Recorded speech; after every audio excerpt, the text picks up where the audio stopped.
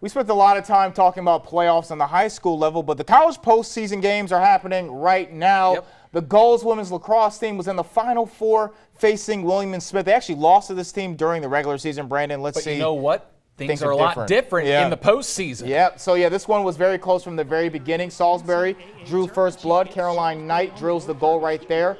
SU took a 2-0 lead after one.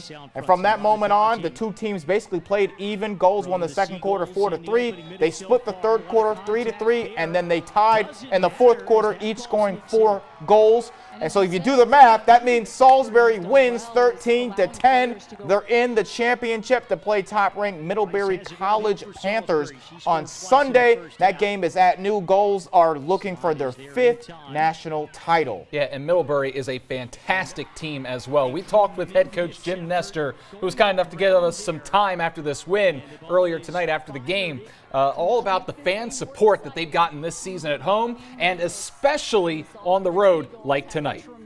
And we thank all our support, home and away, a ton of emails and texts coming in, just saying congrats and good luck for this weekend from the Seagull Nation, top to bottom, from alumni to just, supporters. I want to thank everyone for, wishing us well, and we hope to bring it home.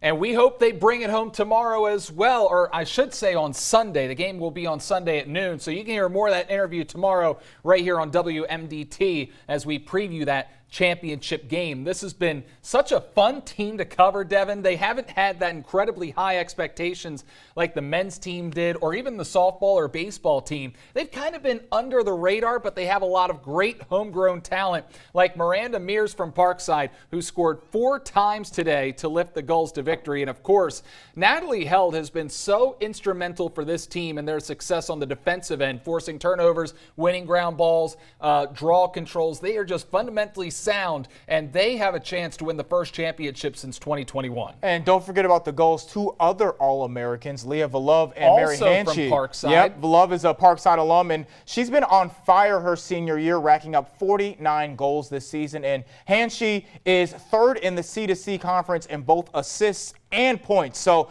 they got a lot of girls that can play some defense, get ground balls, pass the ball, and obviously score. So they've, as you mentioned, they've been underrated, but they're the only team left standing. So congratulations to them. And speaking of after the whistle that we saw earlier today, we did after the whistle with Valov and with Mears back in the day. You can look those up online right now. Over to baseball now. Super Regionals, best of 3 starting off earlier today. Seagulls and Salve Regina. Game 1 of the Super Regional. Gulls down big in the 3rd. Danny Sheeler at the dish with the bags full. That one's ripped left field. SU gets their first run of the game off of that base hit. Boys aren't done yet either. Next up, Zach Giesemann. Bases loaded once again. And Geese hits it high and deep to right center. The goose is loose, everyone. That's a grand slam.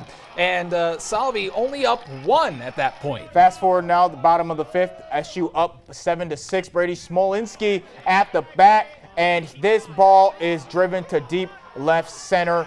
Andrew Kell at the warning track. He jumps, but he can't get it. A 3-run shot for the opposite team. This was a heck of a game 1 in the Super Regionals. 27 total hits in this game. Gulls fall just short of mounting the comeback. They fall in game 1 in a final score of 9-8.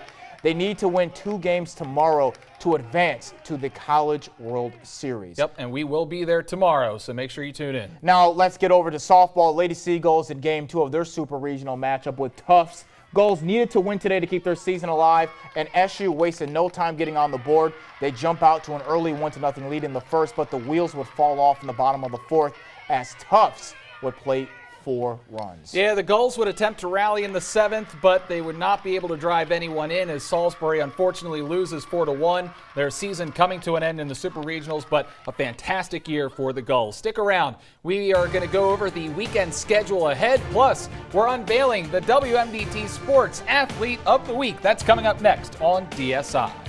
My name is Troy Brohan. I'm the head baseball coach at Salisbury University, and you are watching Delmarva Sports Insider.